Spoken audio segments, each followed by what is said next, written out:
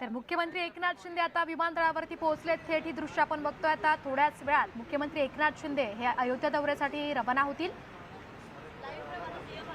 थेट दृश्य मुंबई विमानतळावरून आपण बघतोय। मुख्यमंत्री एकनाथ शिंदे मुंबई विमानतळावरती पोहोचले आहेत।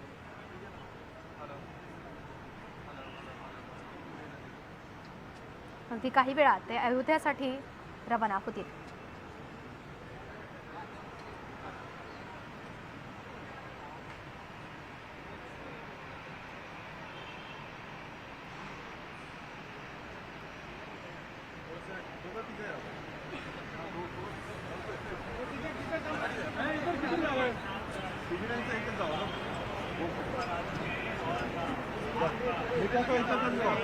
थेट दृश्य आपण मुंबई विमानतळाबाहेरून बघतोय। मुख्यमंत्री एकनाथ शिंदे विमानतळावर पोहोचले।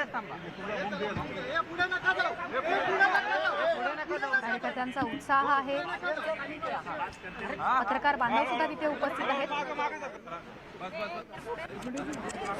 आता ते पत्रकारांशी बोलतात का हे पाहणं सुद्धा महत्त्वाचं ठरेल।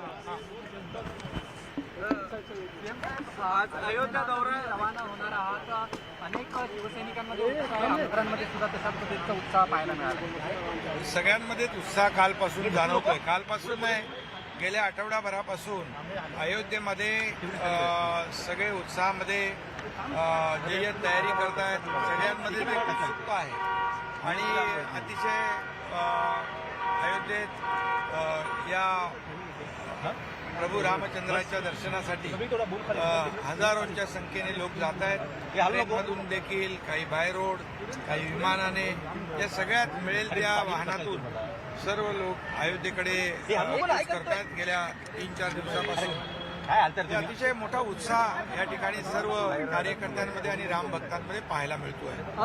विरोधकांकडनं या दौऱ्यावरती जोरदार टीका केली जाते शिवसेना।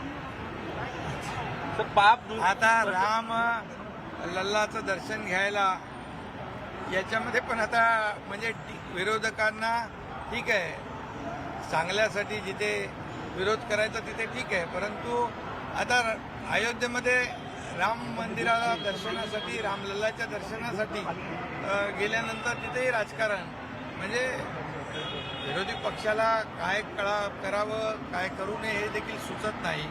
याचं कारण गेल्या 7-8 महिन्यापासून जे सरकारचं काम जे सुरू आहे, या राज्यामध्ये अनेक आपण मोठे निर्णय घेतले सगळ्यांसाठी। त्यामध्ये शेतकरी, कष्टकरी, कामगार, महिला भगिनी, विद्यार्थी या समाजातला प्रत्येक घटक यामध्ये कुठेही वंचित ठेवला नाही आणि सर्व समावेशक जे आहे आपला अर्थसंकल्पही झाला, अनेक निर्णय झाले, त्यामुळे त्यांच्या पायाखालची वाळू सरकली आहे आणि म्हणून वाटेल त्या ठिकाणी फक्त टीका करणं एवढंच त्यांचं काम उरलंय।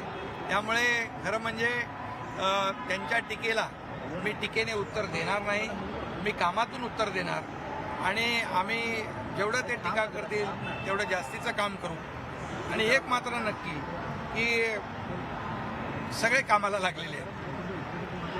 जे पूर्वी कुठे दिसत नव्हते ते रस्त्यावर येऊ लागलेत, फिरू लागलेत, लोकांना भेटू लागलेत, ही चांगली बाब आहे। शरद पवारांनी काल परिवर्तन झालेलं आहे, परिवर्तन। काही लोक बरे झालेत।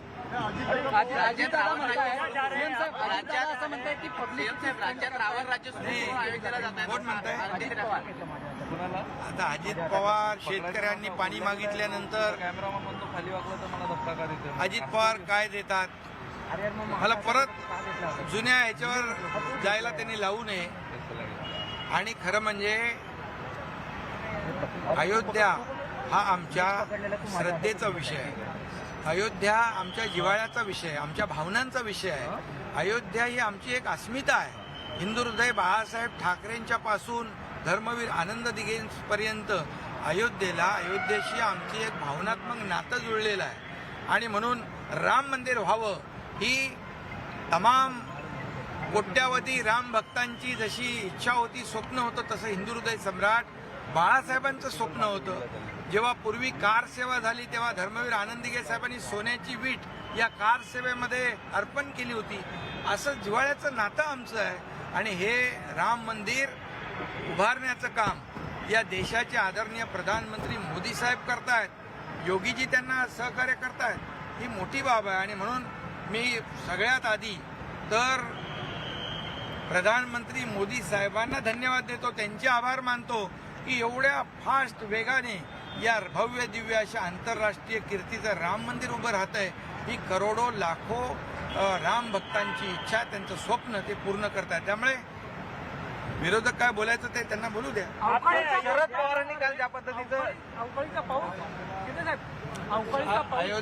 अयोध्या हमारे श्रद्धा का विषय है, हमारे लिए एक भावना का विषय है.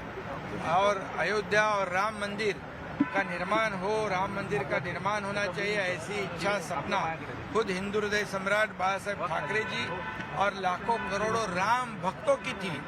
और उसे पूरा करने का राम मंदिर भव्य दिव्य का निर्माण शुरू है और आदरणीय देश के प्रधानमंत्री मोदी जी के नेतृत्व में इसका काम शुरू है. मैं मोदी जी और योगी जी दोनों को भी मैं धन्यवाद देना चाहता हूँ कि लाखों करोड़ों राम भक्तों का जो सपना था उसे वो पूरा कर रहे हैं. आपके दौरे की चर्चा पूरे देश भर में है, लेकिन इसी बीच जो है आदित्य ठाकरे टिप्पणी कर रहे हैं कि रावण राज्य लाने वाले राम मंदिर को चले. अरे जाने तो भैया, उनका जन्म नहीं हुआ था तब से मैं काम कर रहा हूँ, उसको छोड़ो. और राम राज्य और रावण राज्य, इस पे भी मैं अयोध्या में जी कहूंगा जरूर. साधू संत महंत यांनी देखील आशीर्वाद कार्यक्रमाचं आयोजन केलेलं आहे. मी त्याही कार्यक्रमाला जाणार आहे. शेवटी साधू संतांचा महंतांचा आशीर्वाद देखील गरजेचा आहे. साधू हत्याकांडाच्या वेळेस हे जे सरकारमधले प्रमुख होते ते मूग गिळून गप्प बसले होते, परंतु आमचं सरकार, शिवसेना भाजपा युतीचं सरकार साधूंचा सन्मान करणार आहे, साधूंचं रक्षण करणार आहे. पालघरमध्ये यांच्या वेळेत झालेलं साधू हत्याकांड आणि गेल्या आठवड्यामध्ये जे 2 साधू त्यांना वाचवण्याचं काम आपल्या लोकांनी केलं, हा फरक आहे. त्यामुळे या राज्यामध्ये कायदा सुव्यवस्था, सगळ्यांचं रक्षण, सर्वांना समान न्याय देण्याचं काम आम्ही करू. बिल्कुल, पालघर में जो साधु हत्याकांड हुए अभी वहाँ पर संत महंतों का भी आशीर्वाद कार्यक्रम रखा है, उन्हें भी मैं अटेंड करूंगा. साधु संतों का आशीर्वाद भी हमारे लिए जरूरी है. लेकिन जो बोलने वाले, आरोप करने वाले जो लोग हैं विपक्ष के, जब सत्ता में थे, प्रमुख कुर्सी पे थे, तब पालघर के साधु हत्याकांड को भूल गए. वो चुपचाप बैठे रहे, सहन करते रहे. लेकिन हमारे सरकार में साधु संतों का अपमान नहीं होगा, उनकी रक्षा होगी और उनको जो भी उनका सम्मान होगा. और पिछले हफ्ते में 2 साधुओं को उनकी रक्षा करने का काम हमारे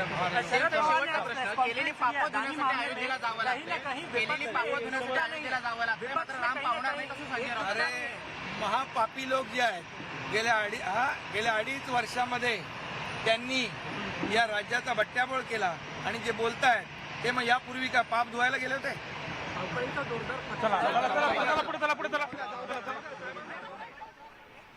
त्यामुळे अयोध्येकरता निघतायत राज्याचे मुख्यमंत्री एकनाथ शिंदे आणि मुंबई विमानतळावर माध्यमांशी बोलताना त्यांनी